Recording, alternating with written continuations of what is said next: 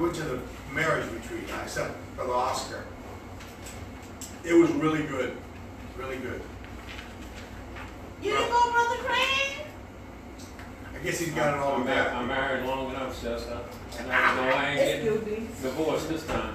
Well, yeah, but that's, we're not trying to predict divorce, we're trying to enrich the marriage that you got. Hey, the first one wanted to marry me, that's why I will marry me. In fact, the marriage seminar really kind of presupposes you're not going to get divorced. So, anyway, well, let's go through this. There's your syllabus. If you don't have one, you can get there on one, and maybe just make sure that each person that comes in has one. Let's just ask God to bless this. Lord, we thank you for this meeting today. We thank you, Lord, for everyone that is here. We ask you, Lord, to bless this word, God. Strengthen us. Strengthen us, God. Thank you, Jesus. Thank you, Lord. So what we're going to do today is we're going to tie in everything that we've been teaching, kind of.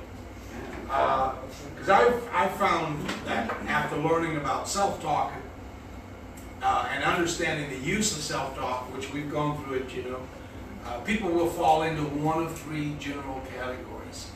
Now, at this point, when you've learned what you should do, you have very basic understanding of what it's all about. And so from here on, it's just a matter of using a life skill, you know. And I find that there are those who will actively pursue a plan of action, and they will take the principles of self-talk and they'll put them to work in their life. And they will address the possibilities of using their new form of self-talk with dedication and anticipation. And they will make a conscious and active effort and make it a conscious and active part of their goals and the achievement path. You set a goal, but I just did a tweet a couple of days ago, and it was just a basic thing about first you set a goal, then you have to set the way you're going to reach the goal. So it's not just the goal. So self-talk has to do with how you reach the goal. There's the second category of those who accept the basic principles of self-talk and adapt those principles into their lives just kind of in a casual, non-specific way. They will apply the concepts of self-talk, but they don't really develop them. So they just simply apply them as they see fit and allow them to work as they see fit. Well, they don't really get the full impact of this principle. And then there are those who do nothing about it, and they gain nothing from it. So if you're in one of the first two categories, then I'm going to give you some suggestions that will help you from the principles that we've already discussed about self-talk. Because it's really one thing to learn something, you know, learn about something, but it's another to put something that is learned into practice. And you really don't have a subject. You know, like if you're trying to learn a foreign language, you can learn a word, but unless you really put that word into practice, you don't really have it. So you're encouraged always to let's practice. Like the more I almost was not fluent, but I could teach and preach in Spanish, and I could understand most of what people said. And the way I did it was, or the way that was, Sister Wyser and I went as missionaries. We were coordinating Bible schools, and I had to teach in the Dominican Republic. Well, Puerto Rico, everybody speaks kind of a form of English anyway, but you can all understand each other. In the Dominican Republic, nobody speaks English. Really? You want to find somebody speaking English, you got to go to the airport. And the airport, in their wisdom, they put the airport way away from any city. You got to go way out. So, in fact, Trujillo was assassinated in Dominican. He was killed on that road, that long, long road from any other place. And so I was stuck. Sister Wyser and I were stuck in that area, and we had to learn Spanish. And they had a coup. We were at the hotel, we were teaching and whatever, and they had a coup in the country, and the military came everywhere, and we didn't know what was going on, and we couldn't read Spanish very well. So we had to try to decipher the newspaper to see. It was the military took over, overthrew the government. That's a fun thing, to be in a country and the whole thing is up for grabs, you know, like, anyway, my point is that the way I learned Spanish, and I've retained some of it, I learned it because I was immersed in it, and I had to put everything I knew I had to put to use. Whenever I learned something, I immediately put it to use, and so I had it. So, you know, let's just say there's a part of our mind that wants to move forward and to get ahead, both in your external world and inside yourself. And if that's the case, there's a lot of things that you can do to begin to put self-talk into practice beginning now, and that's how you sort of learn the language. You grasp it, you know, because you immerse yourself in it. So there's some practical steps. First of all, the first step is, and this is something you need to do going forward, and it's just 48 hours. Take 48 hours out of your life, okay? And for the next 48 hours, just be conscious. In fact, you need to if you'll notice, I carry a little blue notebook. I write everything in that notebook. If something occurs to me, I write it down. Brother Cobb said something in the marriage seminar, and I outlined on that little blue book while he was talking, I outlined a whole course. Then I said, oh, that would make a great course. And so I outlined it. But that's why I have that little blue book. You need a little notebook. You don't have to have that little blue book, anything. And what you want to do for the next 48 hours, you need to listen to every word of self-talk that you say to yourself. And that doesn't matter what kind it is, bad, good, or indifferent. You need to listen to every word that you say out loud or even silently to yourself. Catch yourself talking to yourself silently. And consciously listen to every thought that you think to yourself. So you listen for both kinds of self-talk, negative and positive. You need to notice especially the self-talk that creeps in unconscious. So if tomorrow morning, just say, you put the toast in the toaster and you didn't set the setting just exactly right and your toast burned. So what do you say to yourself about that? Normally you wouldn't take note, but this is to say you need to consciously think about it. If you've been thinking about doing something but you haven't done it yet, then bring the subject up to yourself. What response do you get from inside of you? And you need to listen to the way you respond to problems and the way you react to opportunities. And you need to watch your reaction to risks.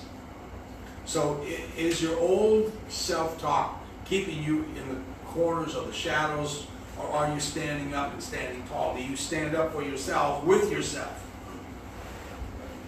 Does your self-talk, say you're on top and confident and going for it, or does it hold you back? And so you can you count yourself as basically, at the end, can you count yourself as basically negative or basically positive?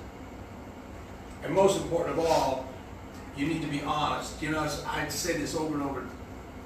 If you're going to lie to anybody, don't lie to yourself.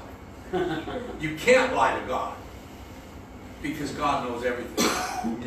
You can, I guess, theoretically lie to God, but God will discount a lie because He already knows what the truth is.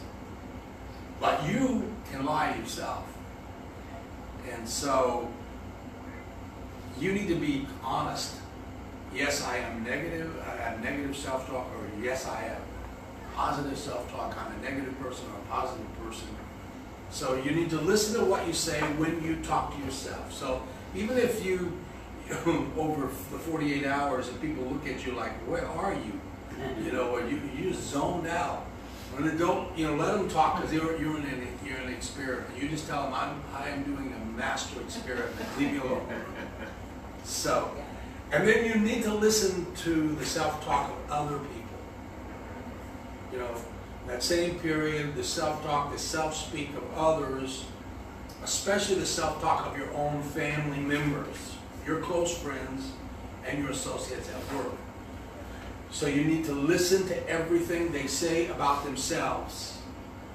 Because, and you kind of look at it in the reflection of what you're saying, because sometimes you may be saying some of the same things, and look how that feels. You know, when you hear that, no. Sometimes we'll say, no, that's not true about somebody else, but you're actually saying the same thing to yourself. So you need to be very, very careful. So for the time being, you know, don't say anything to anyone else about their own self-talk. You're just an observer. You're observing what you're saying to yourself. You're observing what they're saying. You know, you can't know what they're saying to themselves, but what they're saying out loud. You need to listen to what people call opinions. All opinions reflect either our own beliefs, or when we have no opinion of our own, then it's the belief of others. So that's a very good point. Just on opinions, you need to be careful. If you may not have given something much thought, so you have no opinion on the matter. However, if you're not careful, the first person with an opinion will make that opinion your opinion. You're like, and that's dangerous. So you sort of withhold judgment on anything until you've heard all the sides of the story, plus you've investigated something very, very carefully. But that's another thing with self-talk, because once you accept that opinion, then it's very difficult to get rid of it. You have to erase it and replace it. It takes a little bit of a system to do it. The effort. So, and you need to look for signs of who is in control in the other person's life. Who is wielding the stick or supplying the cushion? Is it the boss? Is it the spouse? The social image? Is it money, security?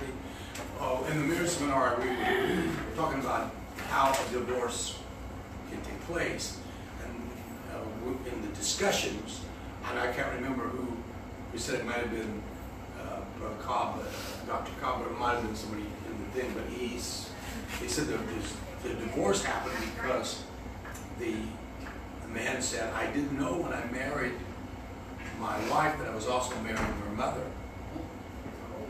So the deal was that the wife didn't really have a mind of her own. It was the mother. So the mother was wielding the stick in that particular situation, and it caused a lot of trouble. And you need to look at where is the authority coming from in that person's life. So a person's self-talk will always tell you, if you listen long enough, what their external motivations are. And you need to listen for something called social talk, and that is the self-talk that others, and sometimes we, use, which places priorities on social importance, like keeping up with the Joneses, You need to look at that. What is important? Some people, I don't understand why they are this way, but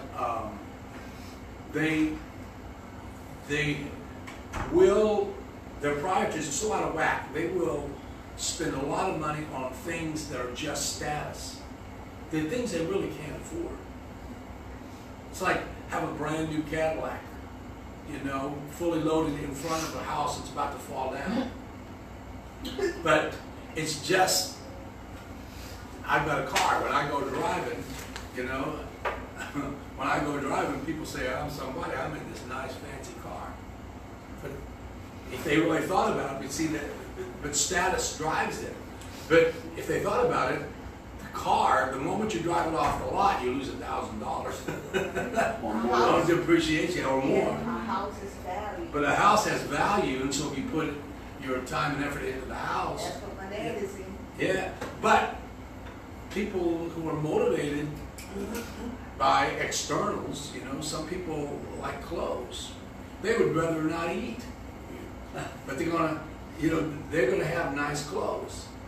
And I'm thinking, you know what? If it came between eating and nice clothes, I think I'm gonna go to Walmart and get my clothes, or even Goodwill. Well, I then, tell you, Stand out there with a sign. Can I have, yeah, there you Can I go. have some clothes? but then they can fit in the clothes because they didn't eat. Yeah, So I can eat.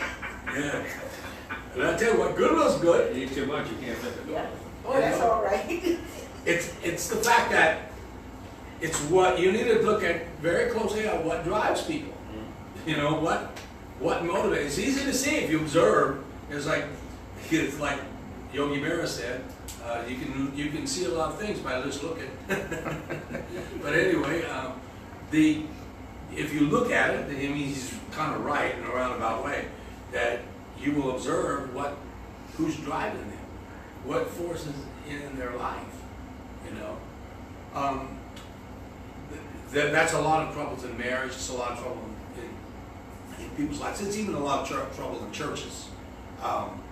The thing that really motivates somebody is not really the Lord, it's somebody else. And they're not always giving them the best advice. But it's very difficult. Like as a pastor, I learned this over years. I won't fight against outside influence of the person, because I have to know what's motivating them. If they're motivated by somebody else, then the person if I'm going to help you, I'm going to have to talk to them. You know, and since I'm not talking to them, it doesn't do me much good to talk to you. That's right. You know, That's right. so, but did you notice that? You know, with people. But you know what's going on, and now you also need to. This is a little in your notebook. What you need to do is, and this just takes a little work, but spend about 20 or 30 minutes doing this, and you'll have a real revelation, I think, in that. And you know what? If there's somebody else that you're close to, like a husband or a friend or whatever, you might just share notes. In fact, you may tell somebody, you know what? In our class, we did this, and would you spend 20 or 30 minutes with me? And I want you to make your list. I'm going to make my list, and let's compare notes on this. But anyway, write down on one single sheet of paper the 10 most significant negative self-talk suggestions that you give yourself the most often. And you don't need to fudge on this, and you really don't mind being personal. List those self-talk phrases that you use most, no matter what area of life. We got into some stuff in the marriage seminar, some really intimate stuff. And sometimes you get a little embarrassed, but even if it's an intimate thing, you know, if it's something that's negative, then you need to write that down. If you can't think of 10, you can't think of 10 things you're not trying. Because we probably all have at least a dozen or more. I'd say dozens. If you sit down long enough, you're going to have to do some editing to trim it to 10. But you want the top 10. So these are the negative self-talk phrases. Things like I can't, nothing goes right, or it's just not my day. Those are just examples. They may not fit you. That's why you need to do your own. But there's just hundreds to choose from. And you need to save that list of your most wanted, most used negative self-talk phrases. And I'm gonna come back to those later. Another thing that you need to be aware of while we're doing our 48 hours, become aware of the influence of media talk. Media is really a big thing in our day. So if you watch a lot of television, listen to radio, you listen to what they're saying on the radio. So, you know, you take like news. When I was younger, news was just news. Everybody, you know, like Walter Cronkite or David Brinkley and Chet Huntley and these guys, they reported the news and they really just reported the news. They talked about it, and if they were going to make any comments, there were special news programs that said, well, this is just a comment. That's not the way it is anymore in the media. The way it is in the media now is that you can definitely identify liberal media, conservative media, you know, and everybody falls in. Like I used to be a very big reader of USA Today. I liked it because I like my news in bites. You know, I don't care what you think about it. I just want to know what happened. But I used to think, well, that's good. They're very fair. Man, they swung so hard to the left in the liberal newspaper. I don't even bother with it anymore. I don't bother with Fox News either. I'm more conservative. I'm conservative politically, but I don't need them to tell me what I think about something, you know. Amen. And I don't need the liberal media to tell me what I think about something. You know, I know what I think. But that's media today, and how does that get in to our psyche? And even what they choose to report, you know, it's always with a view, but so you have to be aware of that because it gets into your mind, it gets into your spirit, and then you get negative. People are negative about the country, and they're negative. You know, the truth is, the country may have a lot of problems, but in history, our country's always had problems. And they may have been different problems, but you know, you can get into a bad frame of mind if you're not careful, and it's really a media-driven thing. And so now you got Facebook. Ugh. If I didn't want to do networking, I wouldn't even touch Facebook. It's crazy. I did just a little tweet, tell you, you know. And it was just a tweet about the church and revival. You mentioned the word church, and I got comments and comments and comments. Just the word church. And there was 2 or 3 people that wrote, they had obviously had a bad experience with a pastor somewhere along the line. I never mentioned the word pastor. I never even mentioned the local congregation. I'm talking about the church in general. And I started to one of them was, I was talking about conviction. I said, you know, conviction is not a conviction unless you live it. Well, that's pretty good. You know? And so somebody said, you can't even find the word conviction in the Bible. I started to say, but I don't get involved in it. I started to say, I can't figure out if you're for it or against it. Yeah. Are you for conviction because you don't have any, or are you against them because you don't have any? Or maybe I don't know, maybe you have them and you don't want them. But what I'm saying is everybody's got an opinion. You got to be careful. And they're trying to, you know, they put that out there. That's negativity. Here's the people with the pastor, they're trying to blast all pastors, you might say, because they apparently had a bad experience with it. And I'm going to tell you that not all the time did it really, it was a bad experience. The truth is, probably the pastor had a discipline. You ever had to make choices? I had in a church I pastored one time, I had a situation where a couple had trouble, had marital problems, and the boy broke up. They divorced, and I think the girl remarried. And I had the boy and his family on one side of that church, and the girl and her family on the other side of the church with a brand new husband. And there's no way you're going to win that battle. So somebody's going to say, I had a bad experience with the pastor, you know.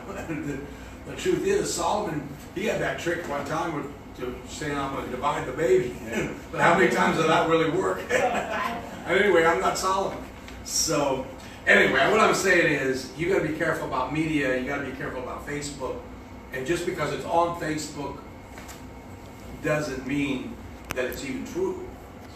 You know, there's a lot of gossip just, you know, a lot of stuff on there. I just, you have to be careful.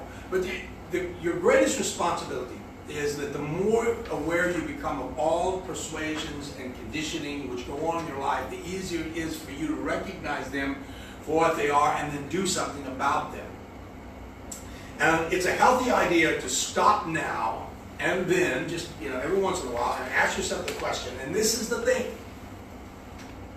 You've got to continually do this. Who's in control here?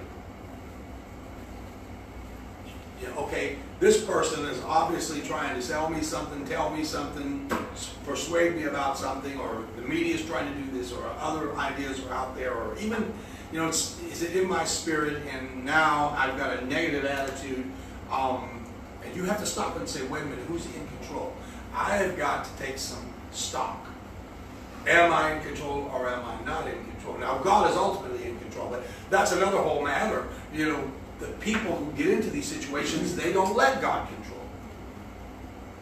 So God is way on the sidelines. He's about the 10th thought. But anyway, so once we're aware of how programming works and where it comes from, you know, who do you suppose is responsible for what is programmed into your mind? Who's ultimately? You. You. So whatever you end up with, see, when you stand before God, He's not going to say, let you say and get away with, well, you know what, God, these people said all this negative stuff, Facebook, and just became a part of my spirit, and I just took it because they said it, and they're going to blame. That's Adam and Eve syndrome. Yeah. Right? Yes. Right. So who's responsible? I had a friend one time as a preacher, and he got to the end of his sermon, and his wife came and she was playing the altar, and he was upset because the congregation wouldn't respond, didn't want to respond the way he thought it should. And he said, you know who's responsible for this? You know who's responsible for this? It's YMU, it's not MOE.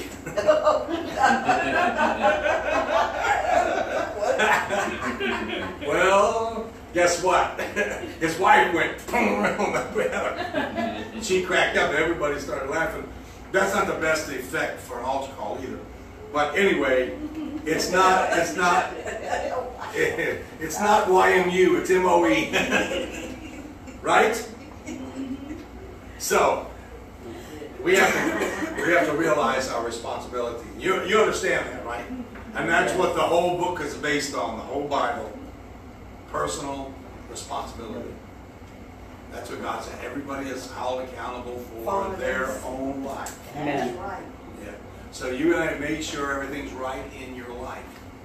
And that is your whole life. That's your mind, you know, your heart, everything. So you don't want things in there that don't belong there, because they'll go, if you're not careful, they'll follow you all the way to judgment. And God's going to straighten out all our goofed up thinking in a moment. And you're going to be, ooh, I should have known that. But anyway, so to change or not to change, you know, at this minute or at some time in the future, you may make a decision to change. So I'm going to give you just some encouragement. And you already know this, and you already know at least what you'd like to do. If that's the case, if your innermost mind tells you that it is time, then it's time. Shakespeare wrote the words in Hamlet. Hamlet had a speech, to be or not to be. You know, most everybody that knows anything about Shakespeare, at least, I mean, they may not know anything else, they know that speech. To be or not to be, that is the question. Well, you know what he was actually debating, Hamlet? Suicide. Oh. He was saying, is it better for me to be, or is it better for me not to be? And that was his whole question. You read them, and he goes back and forth in that question. So, but he may not have known it. You know, Shakespeare, when he wrote those lines, he may not have known it, but he touched the essence of self. To be or not to be, that is the question. To become or not to become, to achieve or not to achieve, to do or not to do. So the answer to that question is the answer that will determine the future and success of every one of us. So Shakespeare, even though he wrote during the time when the King James Bible was translated, and many people believe that he was actually part of that translation, he wasn't inspired scripture. But he did write some things that were pretty powerful, and that's one of them. So it's a good idea to take stock of our progress. It is healthy to ask ourselves, how well are we doing? You have the right and the need to gauge and judge and assess all your forward motion. Where are you going? So are we getting by? Are we doing the best we can? Are we doing what we want to do, or would we really like to be doing something else, something better? Do we have every part of ourselves in line and in tune in our finest expectations, or would we like to make a change or two? So most of us have changes that we would like. If we would go around the room, you would be honest, you'd say, you know, this is a change I would like to make. I'm not satisfied with this. There were some changes that I would like to do, maybe more than one. So, you know, there are times when we want to make a small change, and sometimes that, you know, we want to make a larger one.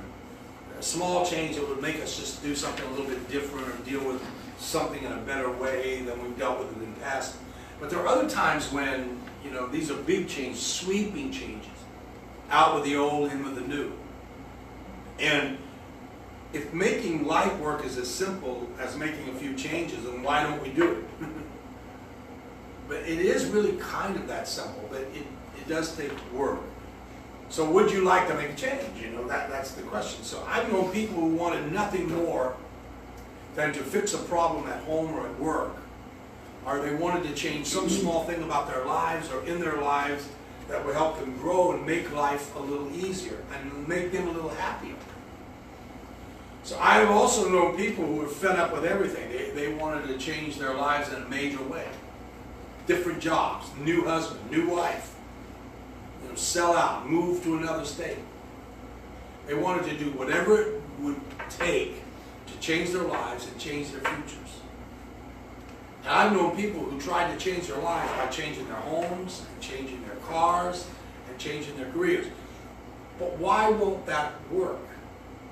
See, you know, I've known people in church work. You get it all the time. They say, you know what?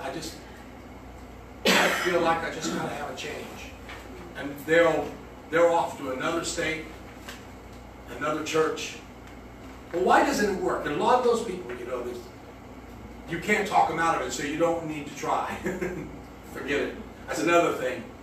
If they're determined to go, you can't do anything about that. So you just say, you know, I'm praying for you and I wish you well. But why doesn't that work? You know? Because almost everybody I've ever known has wanted these sweeping changes. It didn't work. Why didn't it work? Frame of mind. Because it wasn't the problem with the car or the exactly. job. The problem was in that person. It was them. And Geography is not they didn't change themselves. Never changed their mind. That's it. Geography is not the problem. Right. They're the problem. All they did was take their problem to a new location. And a bigger problem. Yeah, and a bigger problem. Because now they're going to start over, but they still. They disgusted because it ain't changed. It's nothing's changed. Yeah, I've seen, and people will go out of the state, change jobs, and they're so miserable. I can't believe it. You watch the same things happen to them, the same situation. Oh, Brother Wyser, I should have listened. I should have stayed. No, I'm glad you didn't stay because you needed to learn this lesson. But you still haven't learned it because you think that this new place is all the problem. It's not. The new pastor's not the problem. The new church is not the problem. You're the problem.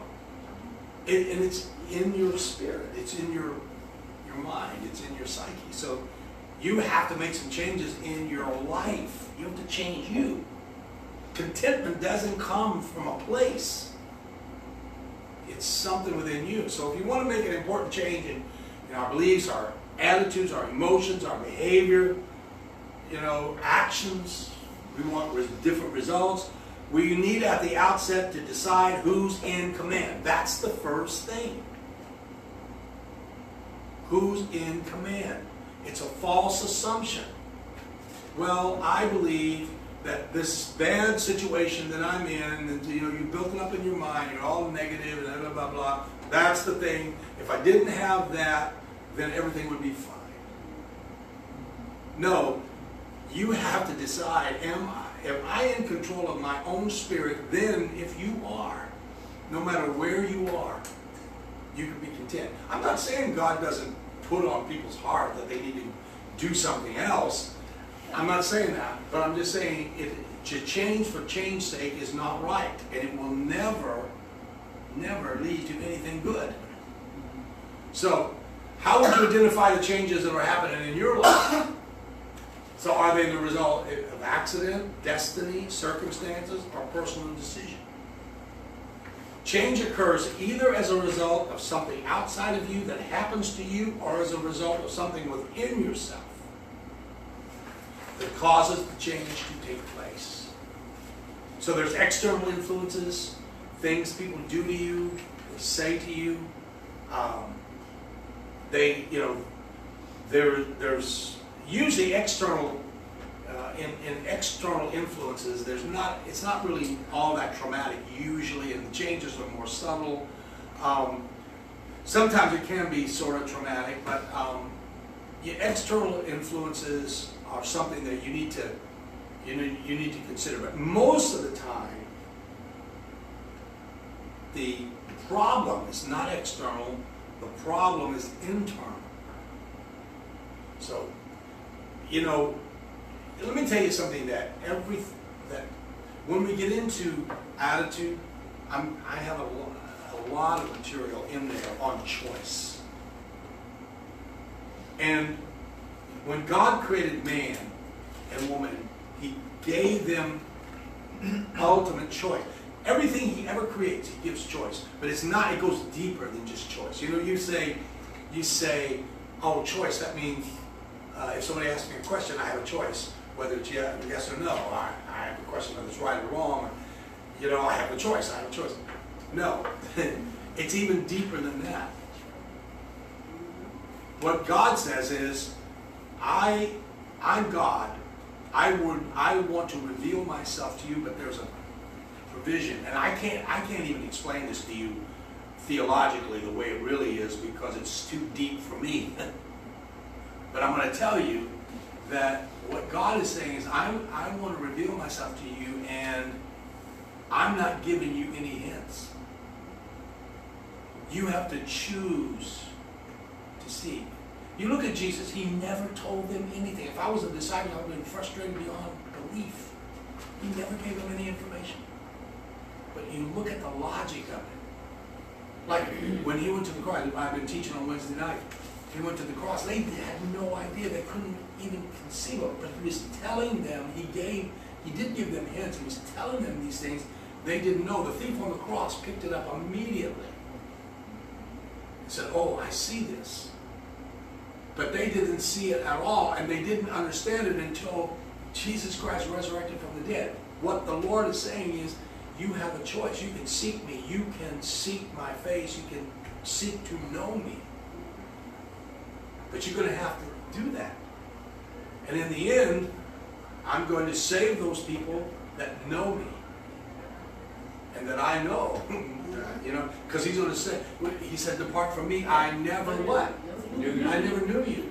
Wait a minute, what do you mean you didn't know me? Here I am. It's my name. It's where I live. I prayed to you. You don't know me? He didn't really.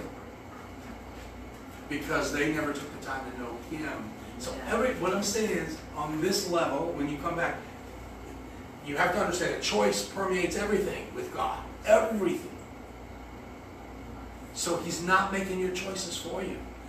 We go in prayer. See, we think that prayer is like this shopping list, and God, you know what, I'm out of some things. I'm out of love. I'm out of compassion. I'm out of this. Lord, would you please restock?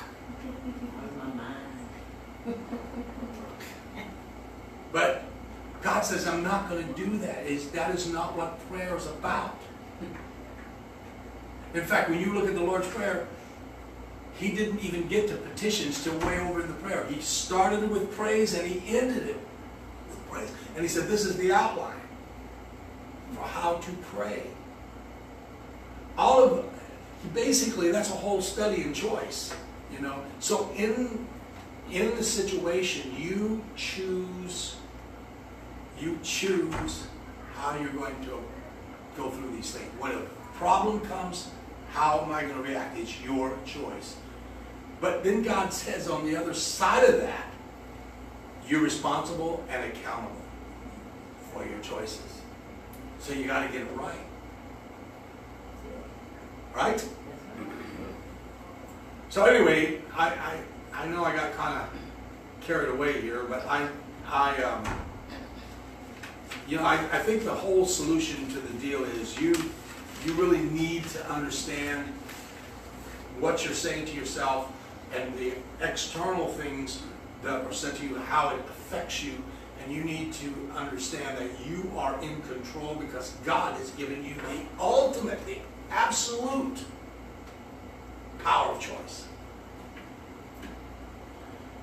So, and I've got in here, and we're gonna have to go because it's about time. But I want to say, yeah, I know, but we gotta go. Have time to get in there. Yeah. But anyway, but when we can have a little discussion. But anyway, I have in the end of this, and I don't know if I put it on there, but the right self-talk for every subject. So what I want you to do is I've actually put seven things down as suggestions. Remember we said our list of 10, but here's just some suggestions. Things aren't going well for me at work. I just can't seem to communicate with my son anymore, it could be your daughter. I have a hard time getting out of bed in the morning. Today has been a tough day. I've had a lot of people tell me that, you know, yeah. Today has been a tough day. Right. I'll ask them, they'll call and I'll say, how you doing? It's been a tough day, Pastor. And it's true, and I don't want to demean that, but it's a negative kind of approach. Or fifth, I really need to get more exercise. Or sixth, I would like to put more money in savings, but I just can't seem to be able to. 7, I wish I had more time. Now, every one of those you can write a script for it. And you need to write a script for all the 10 things that are on your list. You need to write a script for those, basically, to counteract that. So let's just say example, the things aren't going well for me at work. Well, a script is I enjoy my work, I understand my problems, and I get past them. Example 2, I just can't seem to communicate with my son anymore, it could be daughter. This is a script. You can say, I take the time to listen, to talk, and communicate. I'm patient and understanding. It's worth working at, and I do. That's a script. Example 4, instead of ever telling yourself, today has been a tough day, think about what you're telling your subconscious. If you're telling yourself that just because it was a difficult day, it must have been a bad day, then it can only make you feel less than successful that day.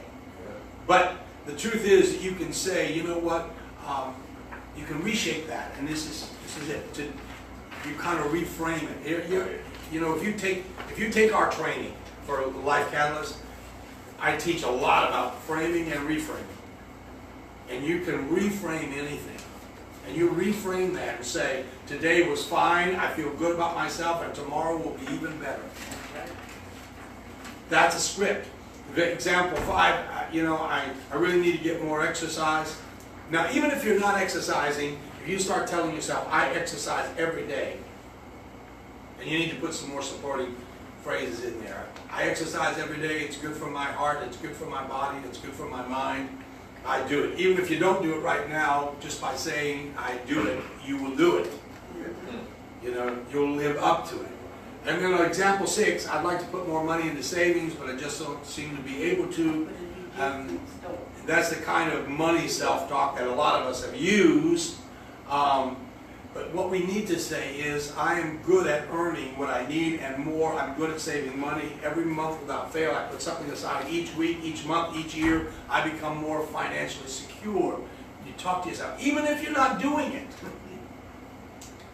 And by the way, you say, oh, where's the money going to come from? That's another negative self-talk. Truth is, you know what?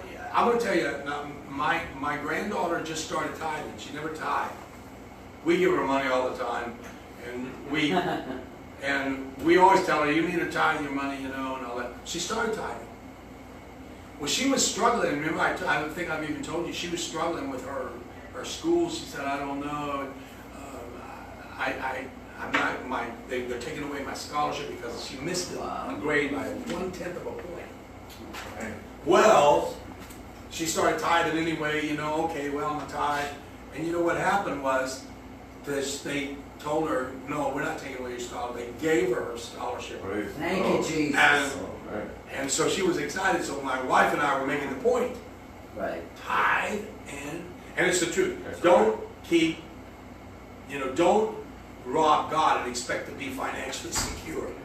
But if you take care of God's business, God will take care of your business. Amen. When you snitch on him, he is. Amen. Yeah. And we're firm believers.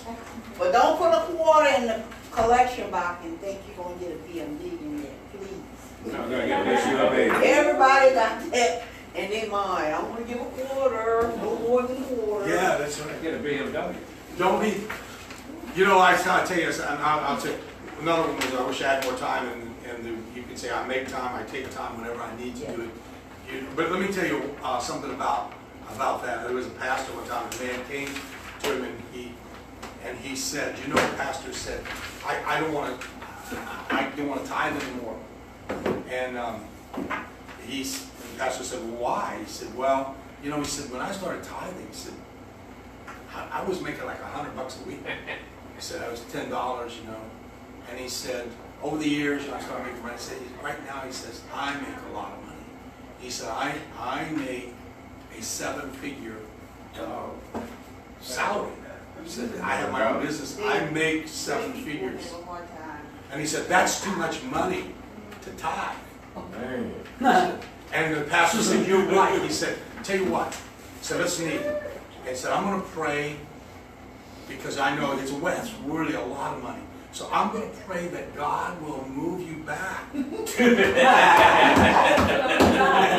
where you were making $100 so you can afford to tithe. He said, that's okay, Pastor. That's okay. He said, I'll pay my tithes.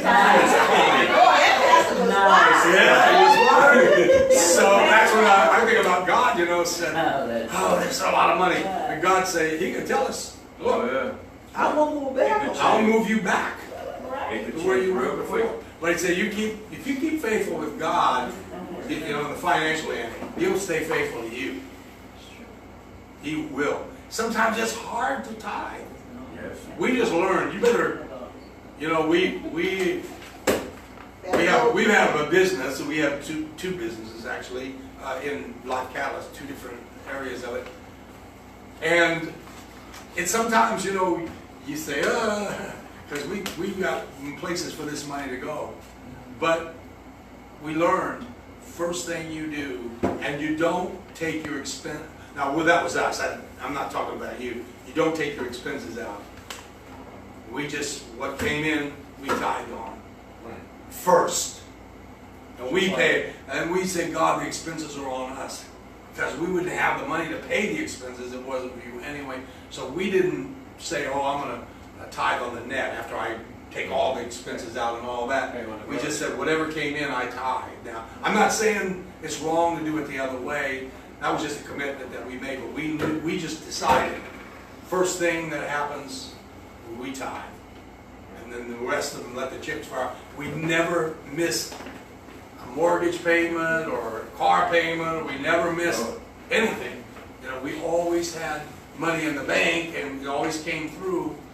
And God will, I just know He will stand by you. I don't do it for an investment. None of us do.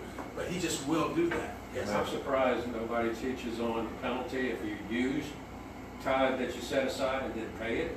20%. I think people today say, if we can just get people to pay tithes, leave well alone. Yeah. And then the difference between benevolence is for the church people, and alms is for the people that's outside the church. Yeah. Well, let me tell you.